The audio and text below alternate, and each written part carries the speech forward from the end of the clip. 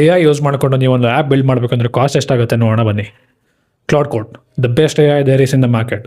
$23 ಆಗುತ್ತೆ, ಅಂದರೆ $2,300 ಅಂತಲೇ ಇಟ್ಕೊಳ್ಳಿ ಪರ್ ಮಂತ್ ಕಾಸ್ಟ್. ಇದು ಆ್ಯಪಲ್ ಸ್ಟೋರಲ್ಲಿ ನಿಮ್ಮ ಆ್ಯಪ್ನ ಹೋಸ್ಟ್ ಮಾಡೋದಕ್ಕೆ ನೀವು $8,500 ಕೊಡಬೇಕು ಪರ್ ಇಯರ್. ಗೂಗಲ್ ಪ್ಲೇಸ್ಟೋರಲ್ಲಿ ಹೋಸ್ಟ್ ಮಾಡೋದಕ್ಕೆ ನೀವು $2,500 ಕೊಡಬೇಕು. ಇದು ಒನ್ ಟೈಮ್ ಫೀಸ್ ಮಾತ್ರ.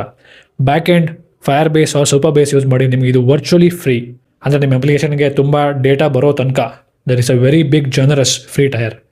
ಅಥೆಂಟಿಕೇಶನ್ ಕೂಡ ಫೈರ್ ಬೇಸಲ್ಲೇ ಸಿಗುತ್ತೆ ಆ್ಯಂಡ್ ಇಟ್ ಇಸ್ ಫ್ರೀ.